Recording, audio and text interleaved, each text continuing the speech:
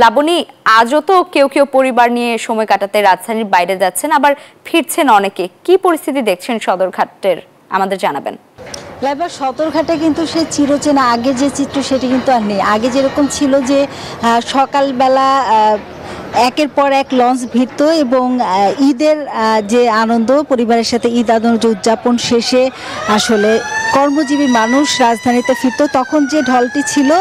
এখন যেহেতু পদ্মা সেতু হয়ে গেছে, সেই কারণে সদরঘাটের চাপ কিন্তু আগের মতো নেই। তারপরও যারা আসলে এই দক্ষিণাঞ্চলের যারা, বিশেষ করে বরিশাল, চাঁদপুর এই দিকের যারা, তারা কিন্তু এরপরও লঞ্চের যে চলাচল সেটিকে স্বাচ্ছন্দ্য বোধ করেন। বিশেষ করে ঈদ যাত্রার ক্ষেত্রে কিন্তু এরপরও লঞ্চে যারা যাতায়াত করেন তারা অনেকেই কিন্তু যাতায়াত করেন। এবং এখন যেহেতু 10টা বেজে গেছে, সকালের দিকে চাপ ছিল, এখন কিন্তু যাত্রীদের চাপ অনেকটাই কম।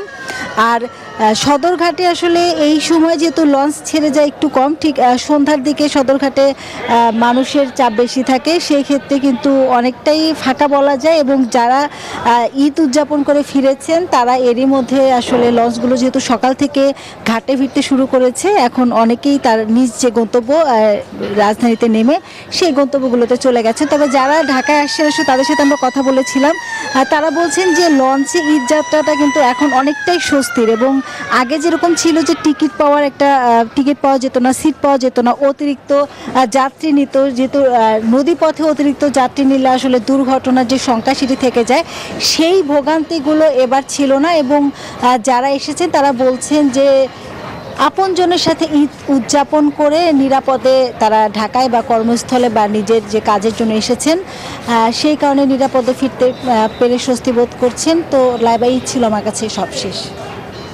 বান্ডেল থাকলে প্রতি সেনমানিতে টাকা বাঁচবে। বিকাশ সেনমানি বান্ডেল কিনে জিতুন প্রতি লেনদেনে। লাইবা, আসলে নারীর টানে ঈদে যারা কর্মজীবী মানুষ ছিল তারা যে বাড়িতে ফিরছিলেন এবং বাড়ি থেকে কিন্তু তারা কর্মস্থলে ফিরতে শুরু করেছে। আমি যদি একটু দেখাই যে মহাসড়কগুলোতে কিন্তু আসলে তেমনটি চাপ নেই গাড়ির, তবে কর্মজীবী মানুষগুলো কিন্তু তাদের যে নিজ নিজ কর্মস্থলে কিন্তু স্বস্তিতেই ফিরছেন এবং দীর্ঘ 9 দিনের ছুটি থাকায় কিন্তু তারা তাদের যে বাড়ি ফেরার পর এবং বাড়ি থেকে কর্মস্থলে ফিরছে। প্রতিদিনই কিন্তু গতকাল থেকে কিন্তু কর্মস্থলে ফিরতে শুরু করছে। আমরা যতটা দেখেছি যে মহাসড়কগুলোতে আসলে সে যানজট না থাকলেও খুব স্বস্তিতেই তারা নিজ নিজ কর্মস্থলে ফিরছেন। এবং শিল্পোদ্দেশিত গাজীপুরও, এই গাজীপুরে কিন্তু অধিক কর্মজীবী মানুষের বসবাস এবং তারা কিন্তু এই কর্মস্থলে ফিরছেন। এবং আইনশৃঙ্খলা বাহিনী যারা রয়েছে তারা বলছেন যে কর্মস্থলে যে শ্রমিকরা ফিরছেন এবং তাদের ফেরার নিরাপত্তা দেওয়া কিন্তু মহাসড়কগুলোতে তারা রয়েছেন। তো এই ছিল আমার কাছে গাজীপুরের মহাসড়ক থেকে সর্বশেষ তথ্য। লাইবা, জাহাঙ্গীর, ধন্যবাদ।